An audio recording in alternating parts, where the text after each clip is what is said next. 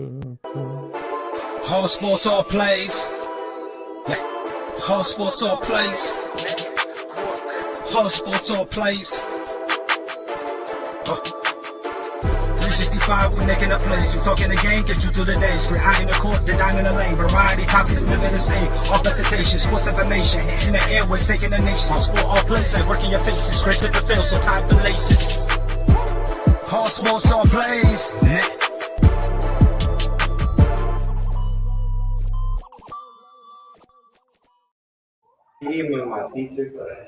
All right. We are live. What's up, everybody? Monday night. Good to see everybody again on Bring It. My name is Yoel, the big dog. After a little hiatus last week, it's good to be back on the air. With me, as always, is my crew. We got Ray. What's up, Ray? What's up, man? How you doing? I'm good, man. I was up in your hood looking at schools last week. Beautiful neighborhoods, but we can talk about that off air for sure. And of course, we got the coach. What's up, Coach? What's up? Oh, good to see you. I know Coach is happy about a comeback Tampa Bay win yesterday. We'll talk about that for sure. We usually talk about Monday Night Football up front, but there's a lot of college football news going on, so I want to bring that to the top of the show tonight. Two huge hirings over the weekend. Of course, the USC hiring of the former Oklahoma coach. Huge, just Lincoln Riley leaving the Big 12, going to the Pac-12. You know, there's all sorts of rumors on why he left. You know, what's the reason for leaving? We have our own theories. We were talking about this before, but let's talk about it again. So, Ray, you were saying something very cool. So, why is Lincoln Riley leaving Oklahoma to go out west? Well, you know, Pac-12 is known for offense, no defense. So, Oklahoma defense really don't play defense anyway. And, you know, they're not very good in the top 10 of the defensive category in NCAA. So, I think Lincoln Riley is running from the SEC because he was mentioned to take the LSU job, was offering them $96 million, 8 years, a $96 million contract guaranteed. And he didn't take that contract. He spun that thing around. And then, you know, what happened in Bedlam, you know, Oklahoma State is now catching up with Oklahoma, and he don't want to be around for that anyway, too. So then, you know, we don't know if Bedlam is going to continue on because they're going to still be in the Pac-12. They're going to be in the SEC, too. So we don't know if that's going to be one of those keys to stay on. So I think Lincoln Riley is ducking the SEC. You know, he could be. And it's interesting. The other day there was a press conference. He said, I am not taking the LSU job. He came right out and said it. He didn't say he wasn't taking the USC job. So that's interesting. Coach, what are your thoughts on this deal? First off, I think it's a smart move because anybody that especially live out in California, they know USC is king. Like that's everybody wants to go play at USC if you're from out in California. Right. I kind of disagree with Ray. I don't think that he's ducking the SEC, but I truly believe you got to look at it as this. There's only 4 teams that can make the playoffs. And guess what? How many times out of the 4 times we had the playoffs where 2 SEC teams make the playoffs? All the time, it seems like, yeah. No, it's really been twice. It's been Georgia and Alabama play for the national championship. Other than that, it hasn't. So it's kind of like, if I go in the Pac-12 and I go undefeated in the Pac-12, I automatically get a bid in the top 4. Right. Regardless. That's true. And plus, California is a big recruiting ground. A lot of great prospects out in California. He could really corner that market because a lot of those guys were coming east to play at these big programs. But now if he rebuilds the program at USC, it definitely could be something like that. Tony, our producer, is with us. How you doing, Tony? Good. How about y'all? Oh, it's good to see you. Good to see you. So what's your take on this? You're originally from that Midwest area, so how do you feel about this whole thing, him going out west? I think it's a good idea for a couple different reasons. I kind of agree with Ray. I think he's a little bit hesitant as far as going to the SEC, and I say that because if I even look back at their previous schedule from like 2019, they didn't face anybody in the SEC. They faced all Big 12 teams, and I'm gonna kind of keep going as I'm looking at some of these other schedules. But I mean, think about it. Lincoln Riley basically got handed a phenomenal program from Bob Stoops that was successful from 1999 to 2016. Right. It's kind of like how Ryan Day is with Ohio State. Like Urban Meyer set up the program, Ryan Day has taken over. Now you're starting to see, this new group of kids that are graduating, everybody that's come in after, this is all Ryan Day's people. So can Ryan Day actually prove if he's a good coach or not? Because Urban Meyer brought in the Bosa twins. He brought in Chase Young. He brought in Justin Fields. He brought in all these different guys to be these players there at Ohio State. Now can he sustain that success? And I think it's really the same thing with Lincoln Riley. Hey, this was Bob Stoops' team. He kept the same thing going. He had Baker, he had Kyler. Now he started to bring in his guy. He brought in Spencer Rattler. Spencer Rattler kind of failed. Doesn't really want to publicly endorse Williams as far as his quarterback goes. So to me, I think it's good for Lincoln because it's going to show he's going to go into the Pac-12. Like Coach said, he's going to have an opportunity to compete because there's really no big powerhouse team in the Pac-12 other than Oregon that he would really have to face. It's a program that they're going to throw money to. It's a place that everybody wants to go to as far as recruiting, as far as, pipeline goes. California is one of the best states to get people out of. Everybody wants to be in LA and in Southern California. So to me, it's going to give Lincoln Riley a chance to build his resume of now I'm going to take a program that once was very competitive, has dropped off in the last, 5, 6, 7 years, has really been super competitive. If I can build them back up to relevancy, I am a great college coach. I didn't need, Bob Stoops to just hand me the keys to Oklahoma. I can be great at other places. No, it's definitely a good point. What are you going to say, Coach? But you gotta understand something. USC was down because they got in that they were giving kids money. Guess what? You can pay kids now. And I mean, one thing about it is the only knock is I'm curious who he's gonna have as his defensive coordinator. Because he has to get some defensive players in. Offensively, he's going to get the pick of the litter. Because he has, we can say if there was Stoops guys or not. You got CD Lamb, you got Brown, you got quarterbacks. You have what? 2 quarterbacks? Oh, I'm sorry. You got 4 quarterbacks. No, 3 quarterbacks. Right now, there's 3 in the league that's starting. Mm-hmm. And you got CD Lamb is considered one of the top. He's a known player. So I think that's one of the biggest things that he can sell. Like, hey, I did this in Oklahoma. Now we can do this where we can go to the beach after practice. Now, Coach, here's my question. I got a question for you, though. Do you think that he kind of brings that Big 12 mentality of high-powered offense, just score as many as you can, and then defense just kind of goes to the wayside like it does in the Big 12? Or do you think he does bring in somebody that's more competitive? He probably is. I don't like I said. But you got to also realize something. You're not competing for Texas. You pretty much have a state of your own. Like, that's your state. Because, everybody, we can say, oh, USC this, but a lot of people love, in California, USC is like the place that you want to play. And because you got all the greats that came out of California, like from Reggie Bush, Keyshawn Johnson. Like, those are guys that still part of that team that still going to talk to you. And so, like, for him, players that he needs. It's just who's going to be the defensive coordinator that's going to mold them guys. But offensively, man, I'm talking about he's going to get running backs, receivers. He's going to get the top of the litter because that's the only team in Texas. Like, it's a good day for University of Texas because they're like, oh, Oklahoma's out the picture because they don't have a coach. Yeah. So I mean, that's one of the biggest things that's important. It's going to be interesting. I want to touch on something Tony said. Tony said about Ryan Day having Coach Urban Meyer's recruits, and that's absolutely true. If you read, there was a comment in the post game press conference in Michigan Ohio State that Coach Harbaugh came out with saying that Ryan Day started on third base, where we started on first base, and yet now we just passed him running to home, which is. Basically, it was a dig on what you just said of Ryan Day having Coach Urban Meyer's recruits and not really having to, now that he's got his own guys, all of a sudden, there's a little slag in the system. So that's interesting that you pointed that out. The California football is very interesting because there's USC, UCLA. There's that big rivalry out there. The Pac-12 is an interesting conference because it is definitely a little more defensive.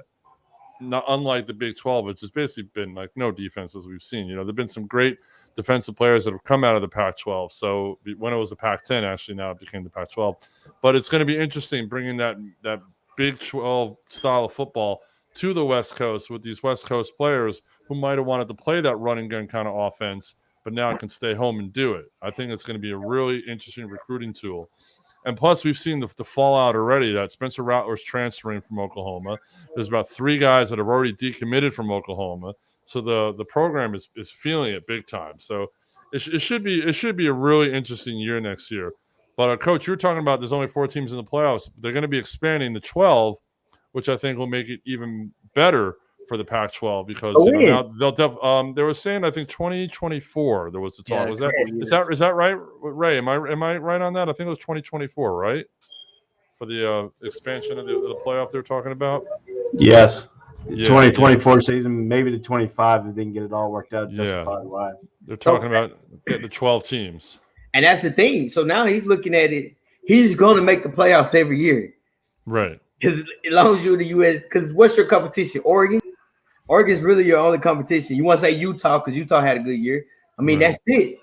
But again, like I said, when you're in Texas, you're competing with Alabama. You're competing with the University of Texas. You're competing with A&M. Hell, you're competing with LSU. Texas Tech. Yeah, so you're competing with that. You're in California. The only team you're competing against is Oregon. So it's like he can flip it so fast to have all the skill guys that want to come out there just for the simple fact of the matter because they're coming home. That's the Mecca. Exactly. Now, speaking of the SEC, Bill Napier from Louisiana just got the Florida Gator job. An interesting jump from that smaller, Group of 5 conference to the major conference of major conferences, SEC. Ray, why don't you comment on Coach Napier getting this job and moving into this conference? Because he built a great program over at Louisiana. I know that. So it should be interesting, his move to the SEC.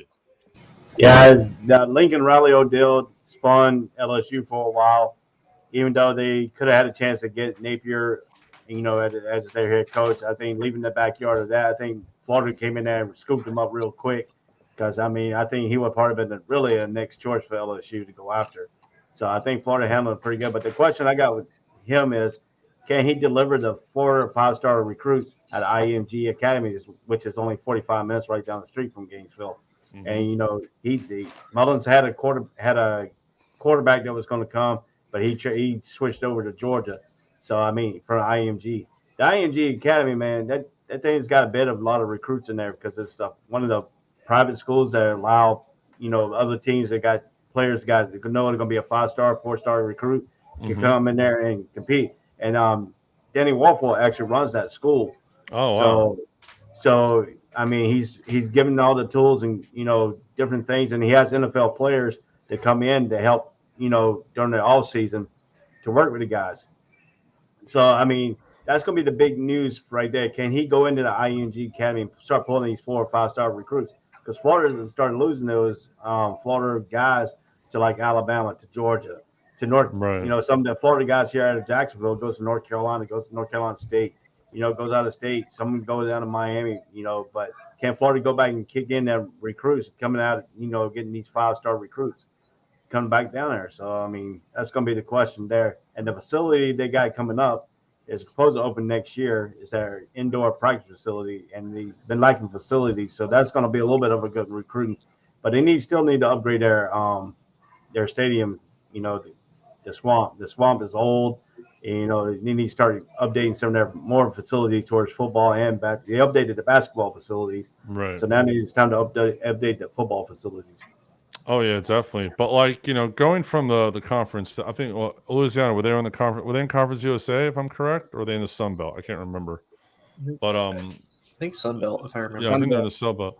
But going from, it's a big step going from that conference, any smaller conference, to the SEC. The SEC is basically known as the minor leagues of the NFL, as we've seen. So Coach, does a coach like this, taking his program, taking his style of play, knowing what the SEC is, is he going to go in there with his own program, or does he have to adjust it? How do you approach going from a small program to that? I think it's the same. One thing about it, when you go to small programs, you pretty much have to do everything. You don't have the backing, so you have to delegate with coaches and everything else. Now you probably have with Florida, as big as it is, you got a system going because it's a multi-million-dollar business. Because once it's in the SEC again, so I think with him is now he understands. Now he has help. Now he has probably a recruiting fund where it's like, hey, I have $1 million or $2 million to go out and fly all over the world and get these kids in and spend money. Like that's one of the things. Like you take Georgia, they said Georgia has a $3.5 million recruiting fund, so to get the top. So I think that's one thing about him. It's just for him. I mean, these kids nowadays are weird, man, especially in Florida. Because you never see. It's been a long time since you've seen Florida good, Miami good at the same time. It's like it's like a cycle, but everybody's been skipped. Right. So I truly, truly believe that I think he can do it. Like you said, you got to go to IMG. Not even just IMG, you need to go in these hoods. Right. These small kids that get looked over by bigger schools and go somewhere else. So, like, when UCF was balling, they were nobody. Right. So you just got to go. He just got to go and search and just dig and just have a system. So what you're saying is that these coaches who are finding these gems at these small schools who are now at these big schools, they know where to find these gems and can get these guys to the bigger schools, is what you're saying, right? Yes. Because it's like I said, one of the most important things, because kids like the glamour. They like to shine. Mm-hmm. And like he said, they need to probably redo the swamp. They probably redoing the workout facilities. They like all that stuff. Right. That looks good. They like how they look nowadays. Exactly. No, that's true. All right. One more college story we've got going on. It just broke a little while ago. Brian Kelly to LSU. Big hire. Interesting, to think about that, going from Notre Dame, which is a football institution, all of a sudden to another SEC school. Tony, I mean, how do you evaluate the move as far as going from Notre Dame, which is like, the football mecca, as they call it sometimes, to LSU, which has been a great program and had like one down year, a little controversy. Now Brian Kelly's going right to the swamp, right in the middle of the swamp. I'll be honest, I'm kind of hit and miss with it because if I look at Brian Kelly's resume, did he kind of turn Notre Dame around? Yes, but he didn't really make Notre Dame actual competitors. We saw almost every year Notre Dame went to the playoffs. What happened? Notre Dame got absolutely destroyed by any type of big team that they play. They finally decided to join the ACC last year. Didn't really do anything with it. They always play the independent schedule. Ray kind of brought it up last show because the fact that they have the deal with NBC Sports, so they always want those NBC Sports. You can't really join the Big Ten because Big Ten primarily has Fox copyrights. You go pretty much the SEC, Pac-12, anything like that, you're going on to ESPN. So Notre Dame is going to primarily stick with NBC. To me, it'll prove whether or not he is actually a good head coach for a team that can be a perennial contender. Because like I mentioned to Ray, to me, LSU kind of reminds me of like the collegiate version of like the Dallas Cowboys. Whether they're relevant or not, whether they're good or not, everybody talks about LSU, whereas almost always the attention focused on whether LSU is complete hot garbage that year or not. It's always on LSU, and it's always LSU versus Bama. They're the two of the biggest teams that draw the interest, that draw all the money, the viewership. So, I mean, for him, it gets him in the spotlight. But I think he's going to have to struggle a little bit because, okay, you do have to play in the big boy conference, the NFL minor leagues. You have to go up against the Georgias. You have to go up against the Bamas, the Floridas, the Arkansas. You have to go up against all these SEC teams. You're not going to have that many cupcake schedules when you're in the SEC. So to me, it's really going to prove whether or not he can be a good head coach and get the best out of his players. From what I've seen in Notre Dame, I mean, they're good enough to be ranked, but I don't think they're ever good enough to actually go into the playoffs and be any type of competitive with it. Interesting. And of course, 24 minutes in, Tony had to drop a Cowboy reference. So there you go. I have to do it just for Freddie every time. It's all good. So now this poses an interesting question, and we're going to move on to the college. This week's college rankings come out tomorrow. Now, obviously, Cincinnati has been the wild card in this whole thing. So now Georgia won, Alabama won, Michigan won, Oklahoma State won, Notre Dame won, and Cincinnati won. So I'm going to go around to each of you. Who are your top 4 at this point? Who are your top 4 in the playoffs? We'll start with Ray. Who do you have in your top 4? I got Georgia, Michigan. I have Alabama number 3, and I have Cincinnati number 4. Okay. I think we're all consensus that Georgia's going to be number 1. Coach, what about you? I got Georgia, Bama, Michigan, and Cincy. All right, Tony. I got Georgia. I have Michigan. I have Cincy, and then I have Bama at 4. Yeah, I agree with Tony. That's my 4 right now. With Oklahoma State at 5, Notre Dame at 6. Now, here's the interesting question: if Cincinnati does not make the playoff, does the Cincinnati coach take the Notre Dame job or the Oklahoma job? What do you think? Do you think he'll be offered the job?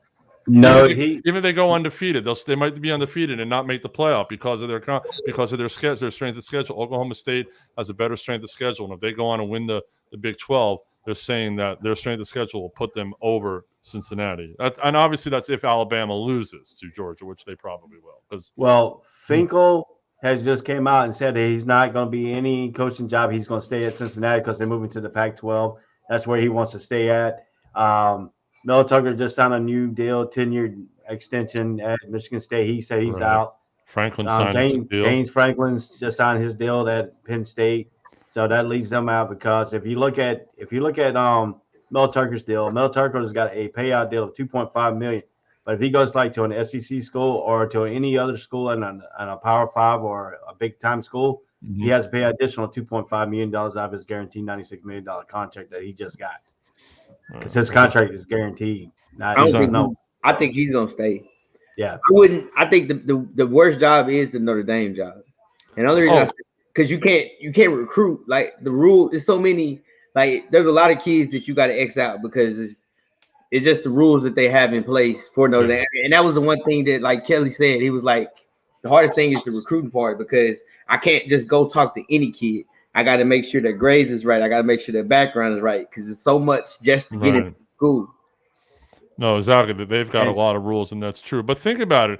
If Cincinnati gets pushed out of the playoffs, if a coach like this can have an opportunity to coach in a group of 5 conference and have a better chance of getting into the playoffs, even though if he doesn't want to wait around for the expansion, he's like, well, I can't sit around for 2 more years and wait. This would be the opportunity if he can't make the playoffs and be like, well, I'm getting screwed here. That's how I look at it.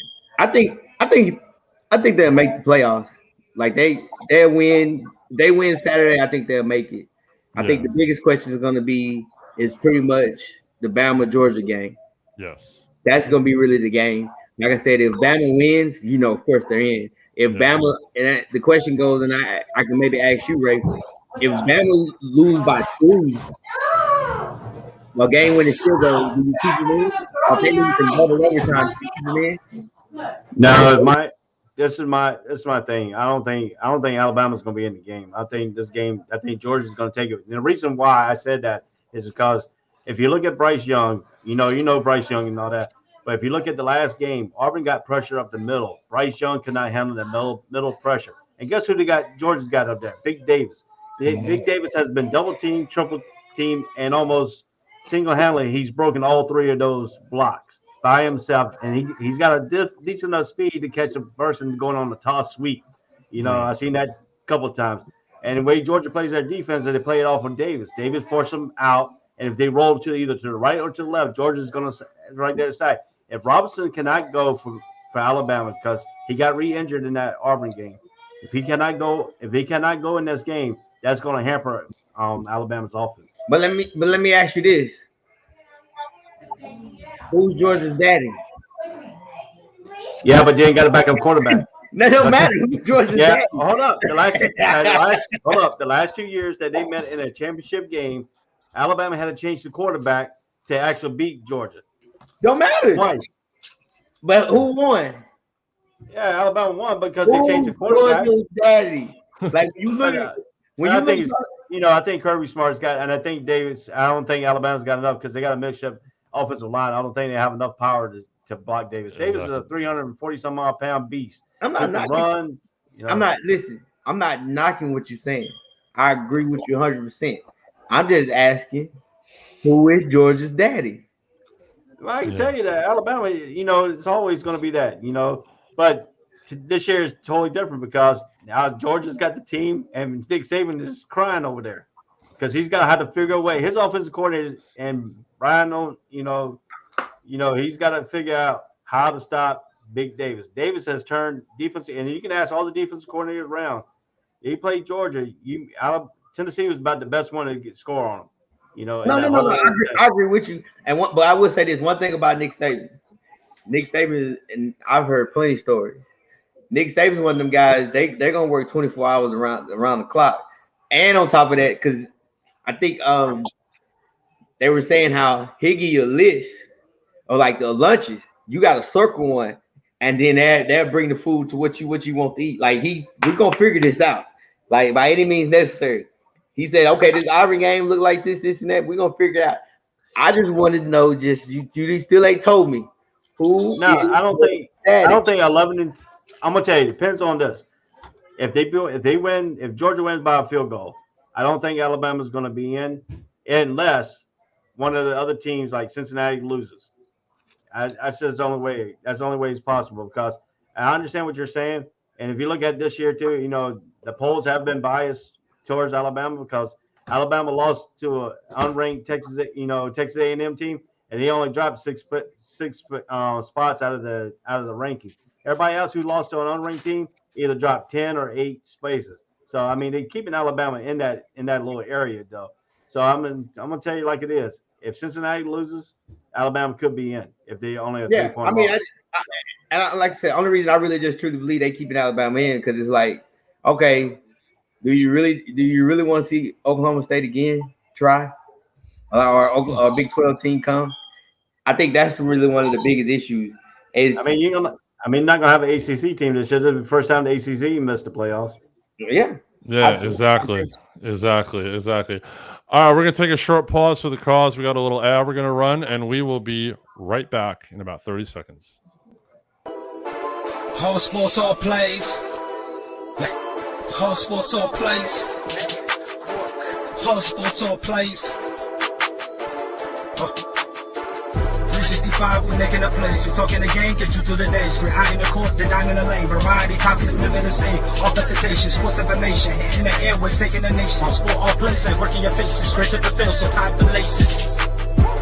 All sports, all plays. Network. All sports, all plays. Network.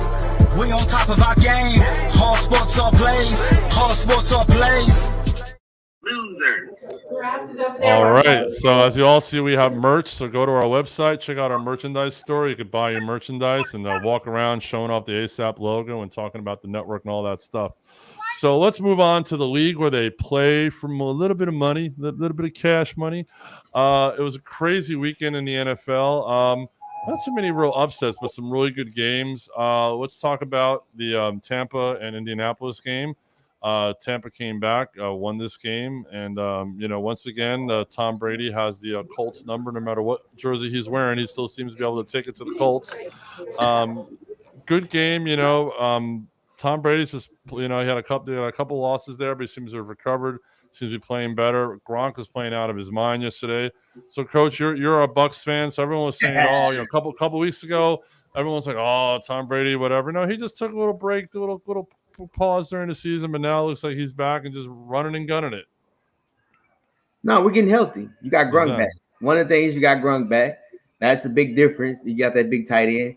AB's gonna come back soon. Like our biggest thing, and I said it, and here Tony hears me say it all the time. We're probably gonna lose maybe 2 more games. Mm-hmm. We're gonna lose 2 more games because one thing I would say about the Bucs, what they like to do, they like to try stuff, especially defensively.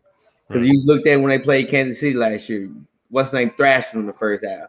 They tried things because they know one, we're gonna have to play them again in the playoffs. The Saints beat them twice last year. Guess what happened? They beat them in the playoffs because they kind of understand what they got. Secondary's getting healthy. You can't run on us. And so, I mean, that was the biggest issue about the Colts.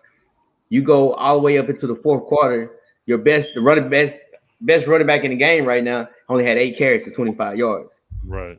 And then the one drive you decided to have it, he had 80-some yards and he had 16, 17 carries. So, like, we put the fear in you to where you make sure you don't run the ball. But like I said, secondary's getting healthy. AB's coming back. We'll be all right. Oh no, definitely. They look like they're going. And Leonard Fournette was just balling yesterday. And unfortunately, Ray, as a Jacksonville fan, it's hard to see Leonard Fournette playing real well in someone else's jersey. I would Yeah, imagine. he's trying to get his money. He don't want your contract. He's trying to get that money. No, they definitely look good, you know. But I mean, are the Colts a viable team in the AFC at least to make a playoff spot, Ray? I mean, did you see anything out of them that could tell you that they could make the playoffs at least? Well, they're playing in the AFC South. The only team that really competitive in the AFC South is the Titans. So, and if Derrick Henry don't come back, I don't see the Titans be really competitive either. Because I mean, their last few games they needed a running back to push out some wins. They lost to New England on Sunday. So I mean, to me, I think they are contenders. They're probably the only two teams out of the AFC South that can actually make a playoff run. So I mean, everybody else is just ferocious. I mean, the Jaguars can't get out of their own way, you know, to get any kind of win. Right. They got 2 wins. You know, the team that played against Buffalo is not the team that have shown up the last 2 games. So, I mean, right now, I think the AFC teams right now are going to be the ones playing for the wild card spots. Right. No, definitely. Well, speaking of the Patriots and Titans, the Patriots took it to the Titans yesterday. The Patriots look really good. It looks like Belichick's got that system clicking. They're playing good defense. You know, that quarterback looks like he's built for that system. Tony, I mean, you know, looking at is New England back? Is New England for real? Is New England the best team in the AFC right now? No. And I'm going to say it because really, if you look at New England's schedule, I mean, they were what 2-4. They had an overtime loss to Dallas, and then really, who have they kind of faced after that has been like a major kind of upset. I mean, they faced. Let's see. Hold on. Sorry. So they beat the Titans. They beat the Titans yesterday. On this any other starters, basically. Yeah. On this win streak, who have they beaten? They beat the Jets, which, okay, it's the Jets. It's going to happen. You beat a Chargers team that is up and down. I mean, you really can't even say that the Chargers are even consistent. You beat a Panthers team that has completely spiraled down ever since their 3-0 start. They beat the Browns, which same thing. The Browns are also searching for an identity. Baker Mayfield is constantly hurt. The Browns are not the Browns that they were last year. They beat a miserably pitiful Atlanta Falcons team. And the only reasonable win that they've had in this 6-game winning streak is they beat the Titans yesterday. And if you think about it, who was the last team to beat the Titans when the Titans didn't have Julio Jones, they didn't have A.J. Brown, when they didn't have their big names at their positions, and that was the New York Jets. So to me, I think people are hopping on the New England bandwagon a little too quickly. The Patriots still have to face the Bills. They have a bye week. Then they face the Colts. Then they face the Bills again. Then they face the Jags and the Dolphins. So, I mean, really, the next 4 weeks, you have your biggest divisional opponent. And to me, growing up in Indianapolis, I watched a lot of those Brady versus Manning games. And not going to lie, I didn't really want Brady to win because I'm not a big Brady fan, but I didn't really want the Colts to win either because Colts fans were a bunch of not nice words, as I'm going to put it, because I don't want to get censored and PG and whatnot. But I didn't really want the Colts to win because the fans were not exactly tolerable. I think everybody needs to kind of pump the brakes. You look at the Patriots schedule. They were 3rd place in the AFC East last year. You're going to face a 3rd place schedule as far and you have the Jets in your division. Like you're guaranteed 2 wins. The Dolphins have been hit and miss. I could easily see them beating the Dolphins. As far as the rest of their schedule with the Jags and Dolphins, they maybe might win those 2 games, but I see them going on a 3-game losing streak with having to go to Buffalo the bye week, then they go to Indy, and then they host Buffalo. I see them with a 3-game losing streak and then finishing 9-8. So interesting. But 9-8 might get them in. I mean, Coach, Coach, you had an interesting reaction to that, losing the next 3, winning the next 2. So what do you see with New England? Because they're going to play Buffalo on Monday night. They got the bye week, as you said, the Colts, and then Buffalo again. And you know darn well that Belichick's, whatever happens in this first Buffalo game, he's going to prepare even better for the second Buffalo game. No, I have them actually losing 3, but I had them beating the Bills one of the games. But I had them actually losing to the Dolphins, because one thing about it, I don't know why, the Patriots always lose in Miami. Like they always, for some reason, have struggled to lose in Miami. And Miami's coming along, they're catching it. So I'm with Tony. I agree with him. I said it from the beginning. I'm not a big Patriots fan. I said, Matt, Jones fit the offense, but when you play a team with a good defense, that they can't get separations from the receivers. And that's one thing about it that has been a knock, because you played the Cowboys. I mean, they had a pick 6. Even though old boy came at the end and got burned the second time, but he should have made another stop. I mean, even the Patriots, even when they played the Bucs, same way, like they made stops. So I don't really see. I see the Patriots making to the playoffs, but I got them, depends on who they playing. They're gonna lose out first, second round. A lot of it is because it's Bill and New England, so everybody's like, "Oh my gosh, they're back! No, pump the brakes. The one thing you can say, I have to give credit to the NFL. They did a great job with the schedule. Because usually by around this time, you have 5 or 6 teams that you know they're going to the playoffs. Now it's like it's up and down. Like take the Rams. Rams lost. They have a chance not to make the playoffs. And they only won they only lost 3 or 4 games. I mean, that's the thing. That's what's so crazy about the schedule this year. Like you can go and pick games and be like, oh my God, everybody lose. Right. But I'm not sold on Bill. I've never been sold on Bill. I said it. I like the quarterback, but I don't think they're going to do anything for the next 2 or 3 years. Interesting. Well, you're talking about the Rams, so let's move on to the Rams and Packers from last night.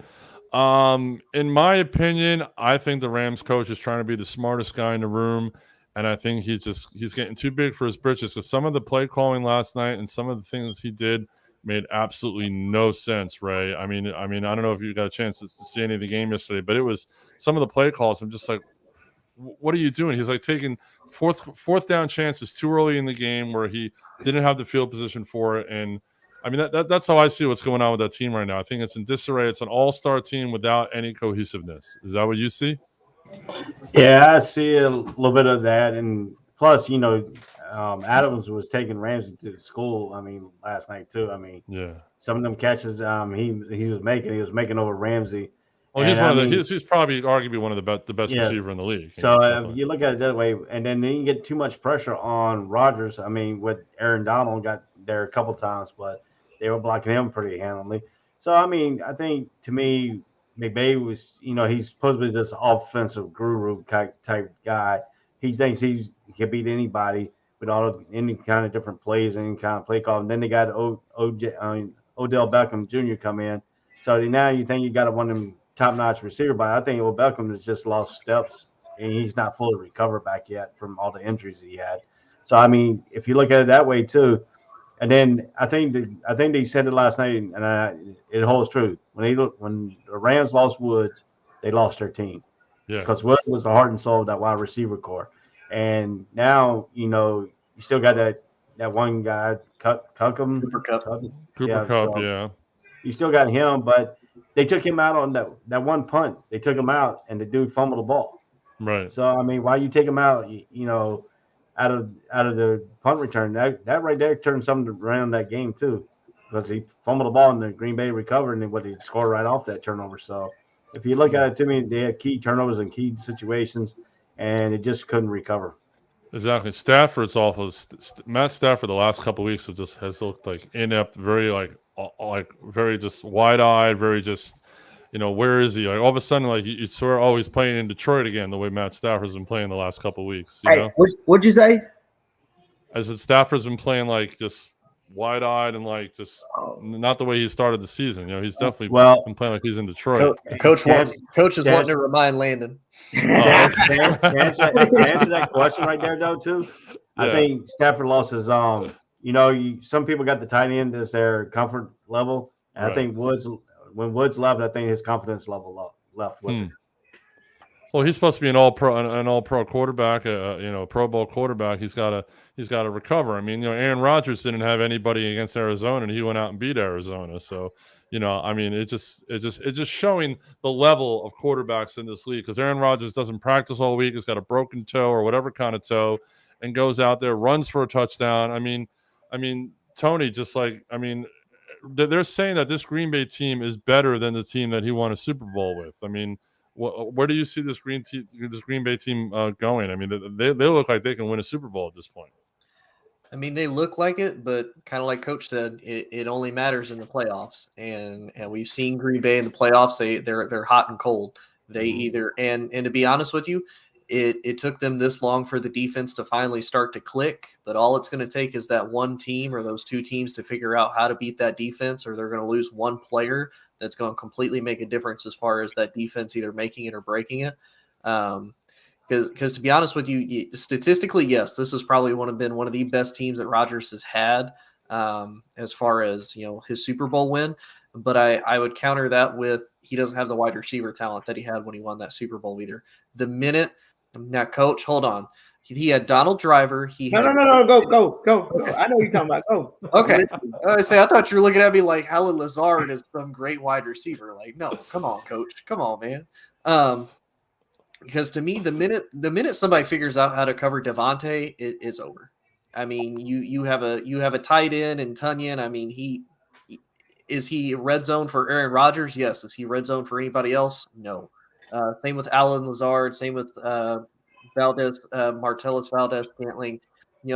This is a Green Bay team that I think to me the biggest thing they lost is they lost the running game. AJ Dillon's not bad, but he's not Aaron Jones. That offensive line is completely banged up.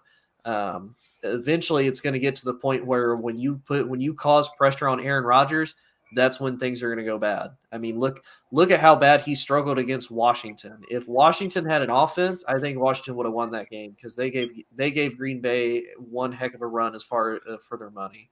But to me, I'm going to say this to Freddie, because I know Freddie was watching this, and Freddie is talking about how Aaron Rodgers is a bad man. About time your quarterback decides to make a run, but he does it with a broken toe. So to me, that shows Aaron Rodgers is not going to make that big-time decision when he needs to actually go back to a Super Bowl again. But again, like Coach said, it only matters in the playoffs. I think they'll go to the NFC Championship. I think they will choke once again, but that's just wow. All right, Coach, what you got? I think one of the biggest issues, and I'm gonna start with the Rams, because I always had it. I said Rams. It's because to me, NFC is all about matchups. I think the Rams can lose to the Bucs and the Packers. I'm saying, honestly, truthfully. Well, I really thought the Rams could play good against the Packers. One reason why is because for some reason, your best DB wasn't guarding your best receiver. And then it wasn't even guarding the second best receiver on the team. It was like on some nobodies. So I don't understand. That was like real kind of confusing. One. Secondly, I think Sean McVay has got past happy because he got Stafford. He needs to go back to how he had Goff, and they ran the ball. No matter what, they ran the ball, and they find ways to run the ball. Mm-hmm. I think because now, even with you see Rams, they go 4 wides, 5 wides with a tight end. Like you're spreading it out. I said it from the beginning. Matthew Stafford, you have to control him because he thinks his arm is better than he can throw it in anywhere. But now the thing about the Packers is, if you see even in the playoffs when they play the Bucs, one thing about the Bucs, they're gonna stop the run. So now that you can't run the ball, what's the next thing they do? They're going to get it in your face. They're going to press. Regardless of the situation, they're going to press. If you look at what Green Bay does, Green Bay runs a lot of screens. They run a lot of quick drags across the middle, and then they try to beat you over the top if they can catch you in it. That's one of the things that Green Bay does, which I thought, I'm not going to lie to you, I thought the Rams could have done something with that. Just as the fact matter, you got physical corners, you got a D tackle, you got two. Let everybody tell you got these 2 pass rushers because their names sound good, but I don't see it. But like I said, I had Green Bay. They're losing. I have them losing second, third round, depending on who they match up with. but I don't see. I think we give too much credit to Aaron Rodgers. I want to give it to the head coach because he calls a hell of a game. I think right now his play calling and everything else and what he's doing, you got to give him top 5 coach, top 3 at that coaching, because he's done it without Aaron Rodgers. He's done it without his running backs. You like Tony said, the Lions beat up, running backs hurt, receivers were out, but they're still finding ways to win. No, definitely. It's it's going to be interesting watching both these teams down the stretch the last couple of games of the season. This should be interesting. One more game. Go ahead, Ray. Can I get one other note on that? Matt LaFleur has never lost 2 consecutive games in his 3 years at Green Bay. He's a good coach, and I'm gonna say this, and now I'm gonna leave it at the end. Go ahead. All right, cool. One more game I want to touch on from yesterday because we're running out of time is the Baltimore-Cleveland game.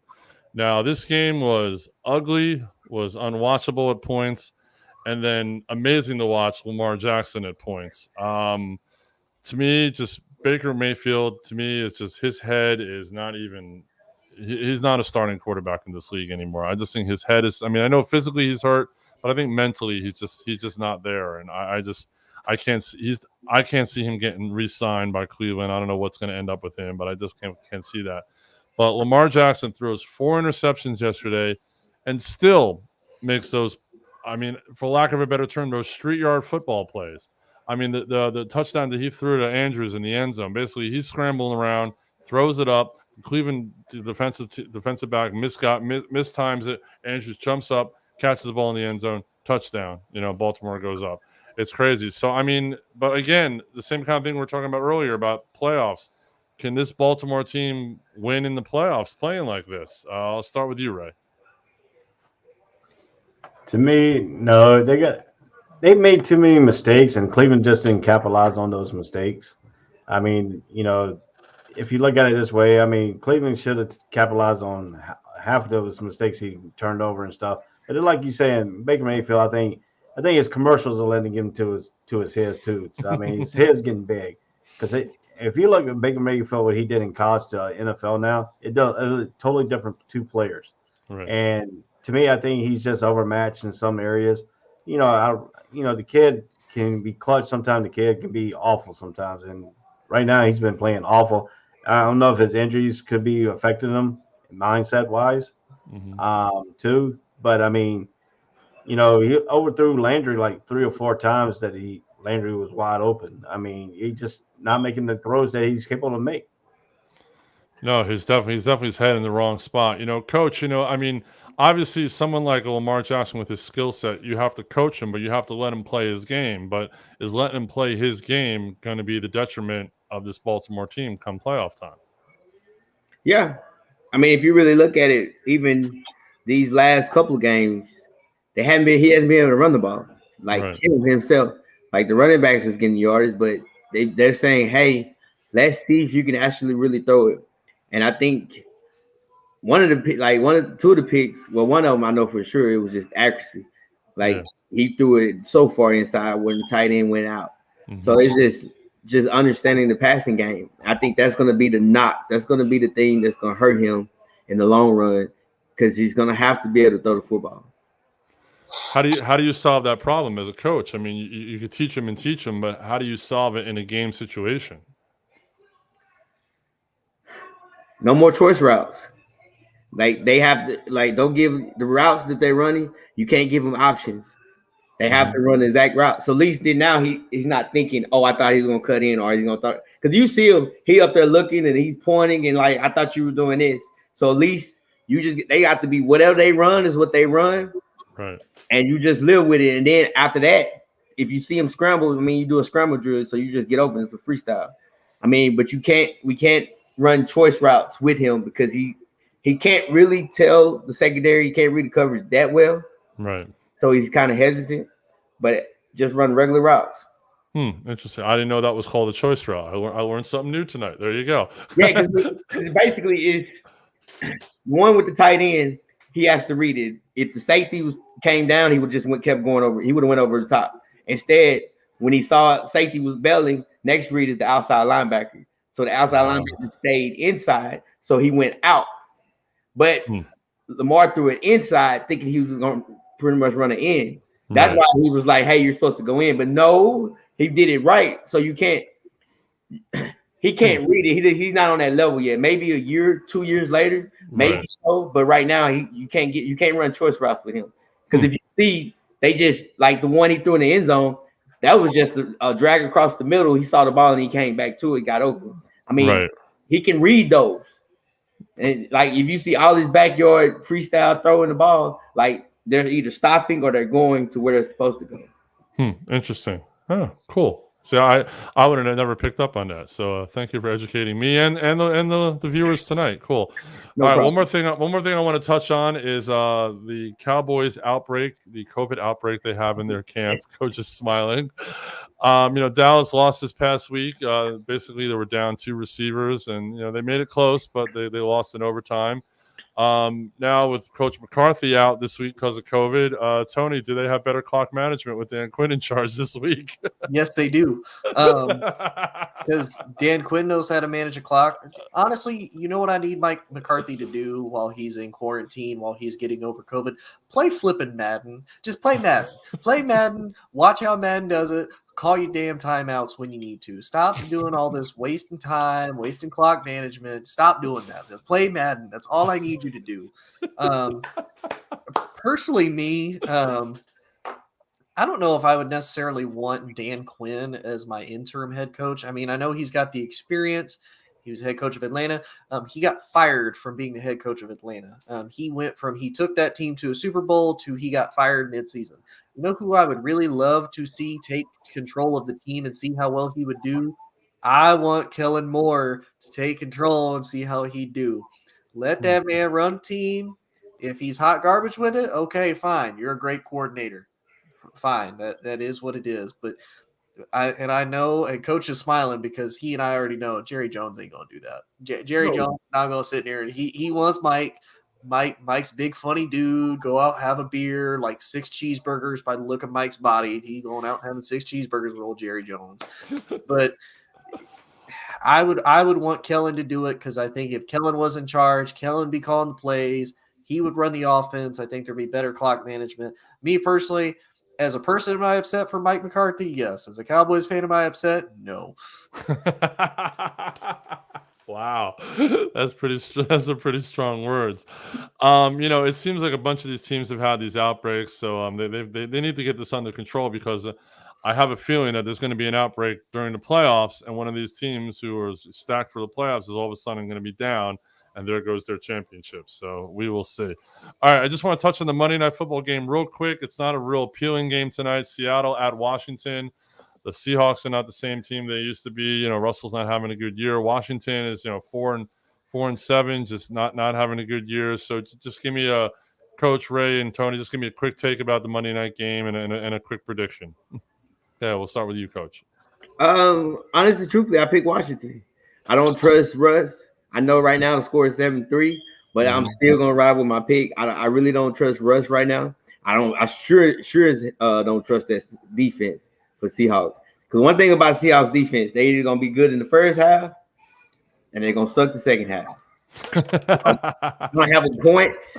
I got Washington win by 3. How about that? That's close I can get you. I don't do points. All right. Well, the line was Seattle -1.5. So you have Seattle. You're taking Washington plus the points. All right, Ray. Quick little take on who you got tonight. Yeah, like you said, I think Seattle's in disarray. I think the rumors going around that if Russell Wilson is going to be traded or not, or if he's going to be let go, be traded during the offseason. I think that's really affecting his play. But their offensive line is atrocious in Seattle. I mean, they can't get nothing going on the running game. They can't protect him. He's always on the move. That's the reason he got injured first time. So I think Washington's a better football team. Even though they don't have that superstar pass rusher in the game, I think he was injured. So I don't know if he's out for the year. So, I mean, still, I think Washington could come back in the end.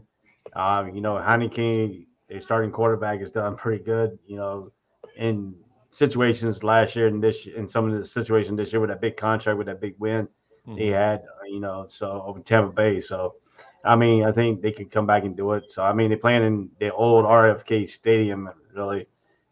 The FedEx Field up there. That stadium is ferocious. I've been to a couple games of there. I was there when Marino played. Marino played Washington, and the seats. So if you sit in the nosebleed section, you better bring some binoculars because you can't see from up there. Yep. Interesting. Tony knows that stadium. Interesting. All right, quick take on Washington and Seattle tonight, Tony. Yeah, I've done a few military presenting the colors at FedEx Field, and it is not a great stadium. I'm gonna go with the opposite of everybody. I'm gonna pick Seattle. I say this because they came back from a bye week. Russ is starting. He came back from the injury. They had to face Green Bay. He played terrible. That's a terrible place to have to start. Then he played Arizona right back. I think this is a bounce back game for Russ. This is a defense that has completely and totally underperformed as far as Washington goes. I think offensively, Seattle can still do it with DK and Tyler Lockett.